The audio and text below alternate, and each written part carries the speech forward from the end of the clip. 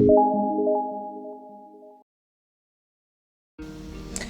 Namaste, welcome back to my channel Vinchana.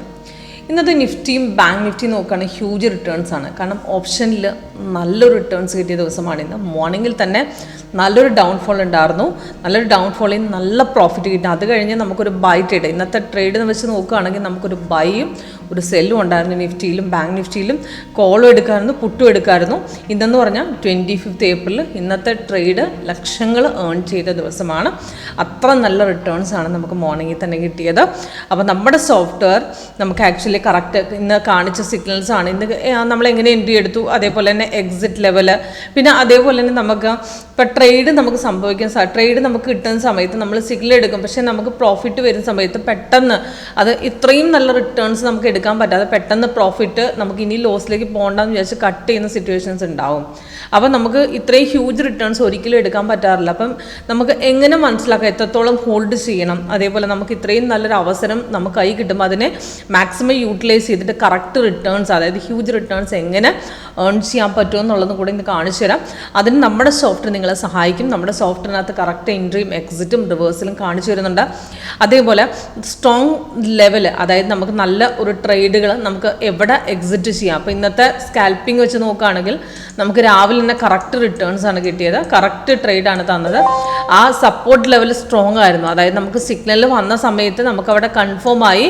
ആ support level നോക്കുമ്പോൾ തന്നെ നമുക്കറിയാം അതൊരു നല്ല ട്രേഡാണെന്ന്.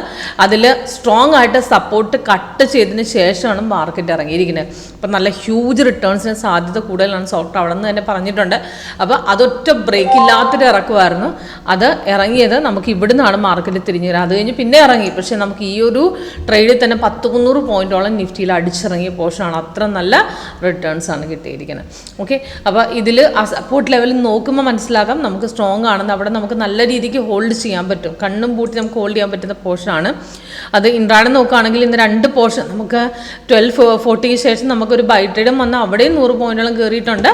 അതിലും റിട്ടേൺസ് കിട്ടിയിട്ടുണ്ട്. അത് മോർണിംഗിൽ നമുക്കൊരു സെൽ ട്രേഡ് നല്ല ഹ്യൂജ് ഡൗൺ ആയിരുന്നു. അത് നല്ല ഹ്യൂജ് ഡൗൺഫോളിൽ നമുക്ക് പിന്നെ ഇവിടുന്നാണ് നമുക്ക് മാർക്കറ്റ് ബസ്. അതുവരെ നമുക്ക് മാർക്കറ്റ് ഒറ്റ ഇറക്കുമായിരുന്നു. ഓക്കെ, അപ്പം സിമ്പിളാണ് നമുക്ക് സോഫ്റ്റ്വെയർ യൂസ് ചെയ്ത് ട്രേഡ് ചെയ്യാനായിട്ട്. നമ്മൾ ലേറ്റസ്റ്റ് വെർഷനാണ് കാണിച്ചിരിക്കുന്നത്.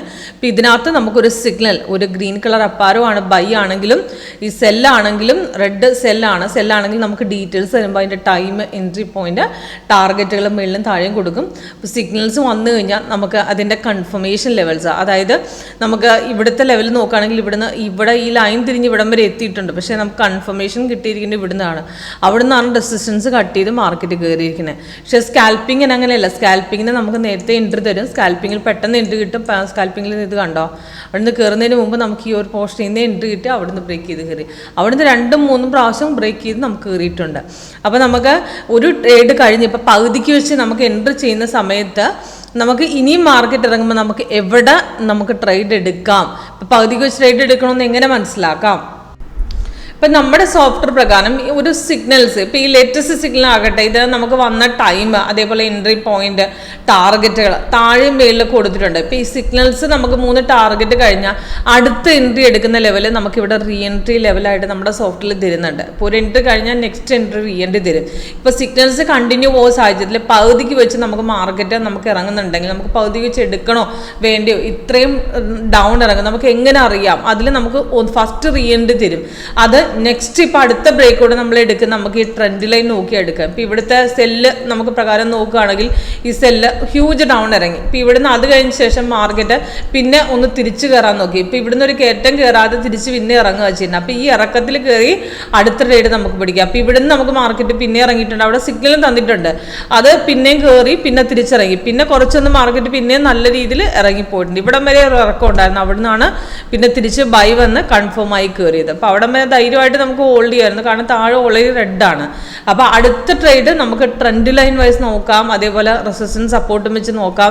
പിന്നെ നമുക്ക് ഇതുപോലെ റീ എൻട്രി ലെവൽ, നമുക്കൊരു ട്രേഡ് നമുക്ക്, അതായത് നമുക്കൊരു എൻട്രി കഴിഞ്ഞാൽ അടുത്ത എൻട്രി നമുക്ക് ഈ റീ എൻട്രി സജഷൻ നമ്മളിവിടെ കാണിച്ചു തരിക. അപ്പോൾ ആ റീ എൻട്രി വെച്ചിട്ട് നമുക്ക് എടുക്കാവുന്നതാണ്. ഓക്കെ, അപ്പോൾ വളരെ സിമ്പിളാണ് സോഫ്റ്റ്വെയർ യൂസ് ചെയ്യാനായിട്ട്.